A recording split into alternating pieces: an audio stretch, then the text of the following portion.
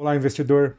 Bitcoin supera os 93 mil, altcoins seguem alta com uma pequena correção, Elon Musk indicado para o Departamento de Eficiência de Gastos, CPI movimenta o mercado. Essas notícias e as melhores análises do mercado cripto você só vê aqui. Eu sou o MacV e muito bem-vindo ao Filosofia de Mercado.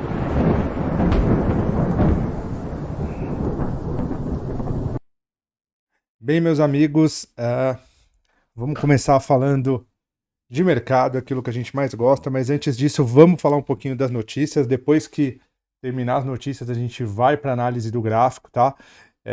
Teve notícias importantes, a gente precisa falar delas. Vamos começar falando sobre o calendário econômico, tá? No dia de ontem eu não consegui fazer vídeo, por isso que eu vou falar sobre ontem hoje, tá? Mas no dia de ontem teve o anúncio do CPI do governo norte-americano pelo Federal Reserve. A gente vê aqui que o CPI mensal, né? O que acontece no mês. Para quem não sabe, o CPI nada mais é do que a taxa Selic deles, né? A taxa de juros dele, na verdade, né? A taxa de juros norte-americana, ou seja, o quanto os preços variaram para o consumidor final de modo geral, né? Sendo esses preços de bens e serviços prestados. Quando a gente analisa, a gente vê que o CPI de outubro ele veio dentro da meta, né, em 0,2%, que já era o que o Federal Reserve esperava, né? Quando a gente analisa o CPI acumulado do ano, né, para o mês de outubro, ficou na casa de 2,6%, também era o esperado. Como a gente sabe, a taxa de juros tem um impacto direto na economia, afinal de contas, a inflação, na verdade, desculpa, ela tem um fator preponderante na economia, por quê? Porque a inflação é que determina o valor da moeda, ou seja, quando a inflação está muito alta, a moeda vale menos, uma moeda que vale menos, ela gera menos poder de compra para a população, o que faz com que a economia acabe atrofiando, tá?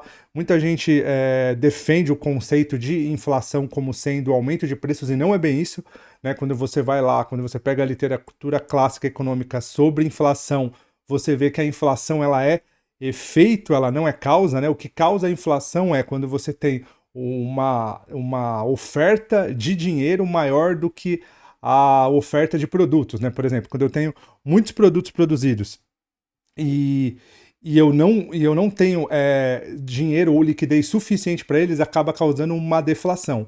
Já quando eu tenho algumas quantidades de produtos e os meios de pagamento são maiores do que aquela quantidade de produto, ou seja, aquela corrida pela busca de produtos é o que faz com que a inflação aumente, ou seja, a inflação não é causa, ela é efeito. Ela é o efeito do quê? Do aumento da liquidez no mercado, da liquidez de dinheiro, né? Quando a gente analisa a inflação americana, a gente vê que está dentro do esperado.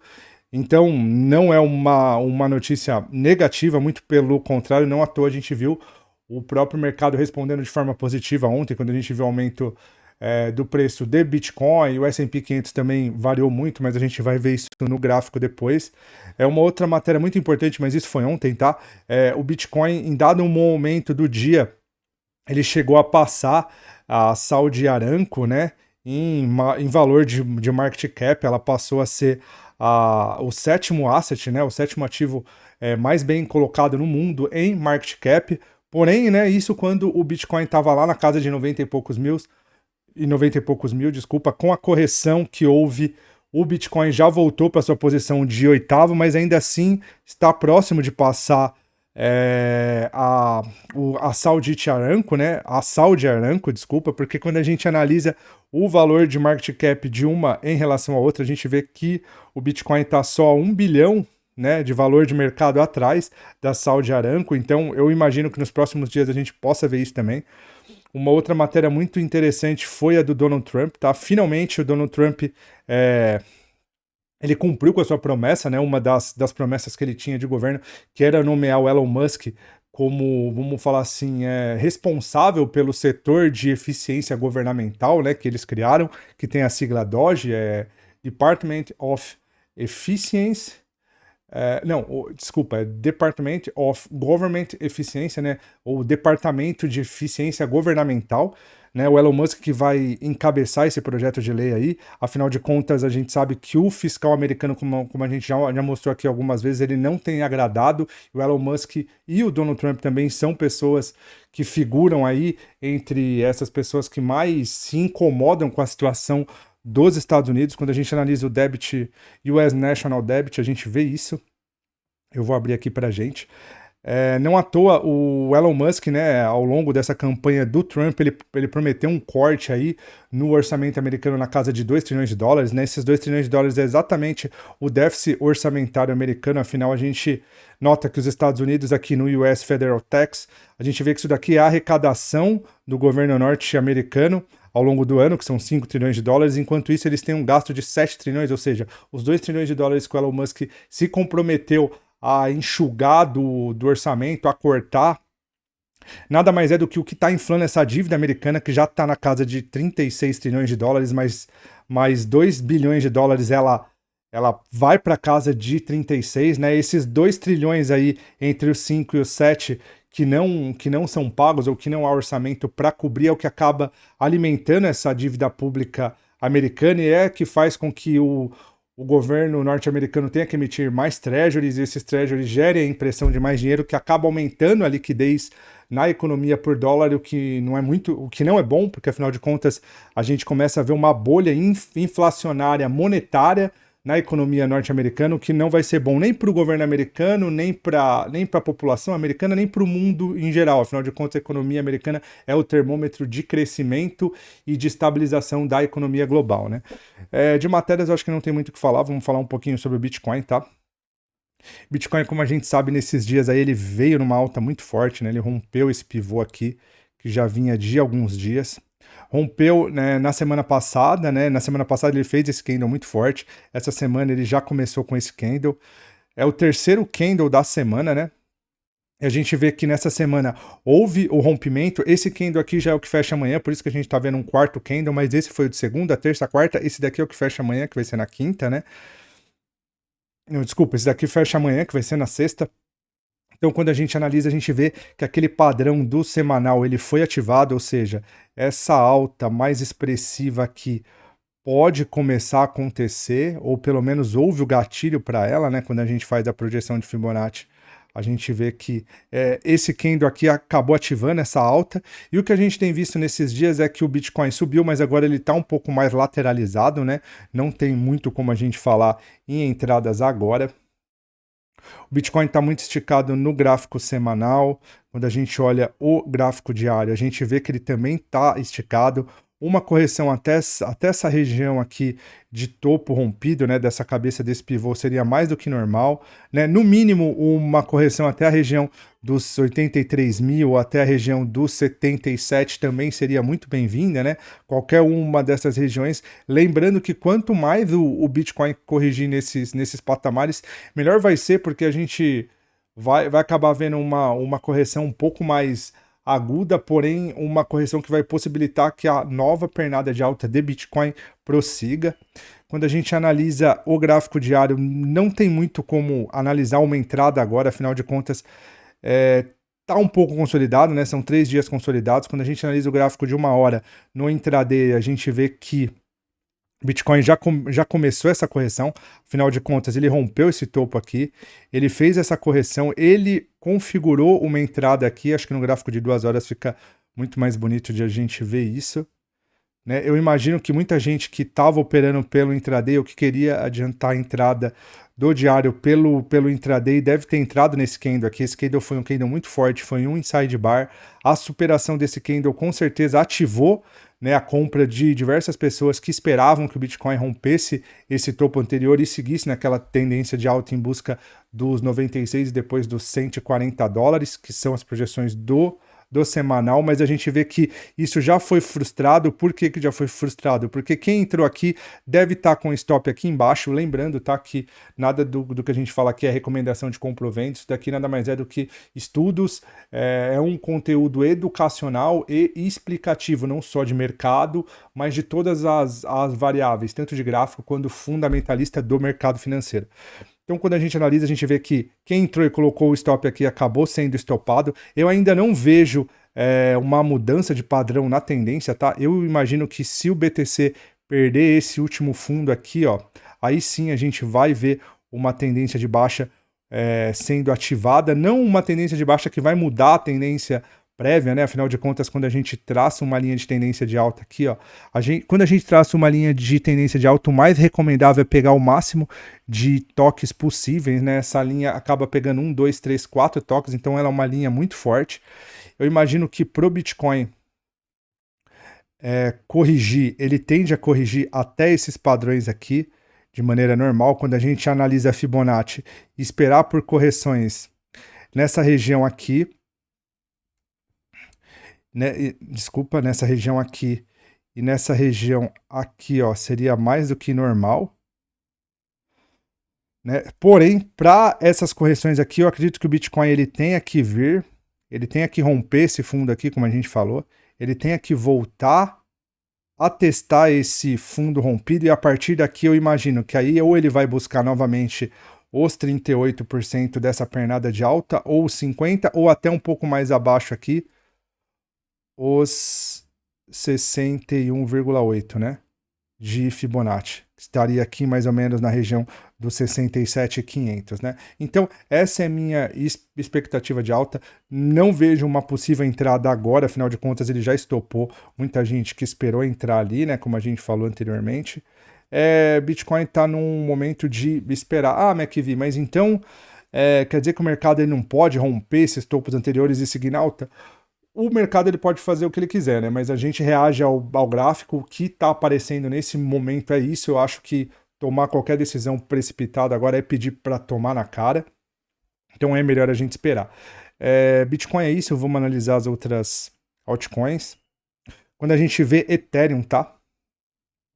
Ethereum rompeu essa região de consolidação que a gente vinha falando nesses últimos dias, rompeu muito bonito, fez mais de 3 candles, né, acima dessa região, ou seja, tá mais do que rompido. Quando a gente analisa agora, a gente vê uma correção um pouco mais acentuada no Ethereum, mas uma correção natural, afinal de contas, esperar que o preço venha até as regiões de média móvel, até a região, né, de topo dessa consolidação é mais do que normal. No semanal, isso se confirma, né, o segundo candle acima dessa região. Esse candle dessa semana rompeu, né, o candle da semana anterior, ou seja, ele ativou, né, todo esse possível movimento de alta, mas pelo diário a gente não viu ele ainda, ele está corrigindo mais do que normal, afinal de contas o mercado é cíclico. Todo movimento de alta ele é precedido por um movimento de baixa, então a gente está nesse movimento de baixa que pode preceder essa outra pernada de alta mais poderosa, né? Quando a gente analisa o gráfico de 2 horas, vamos analisar o intraday dele, ele tá bem mais, a correção dele tá bem mais acentuada do que a do próprio Bitcoin, tá?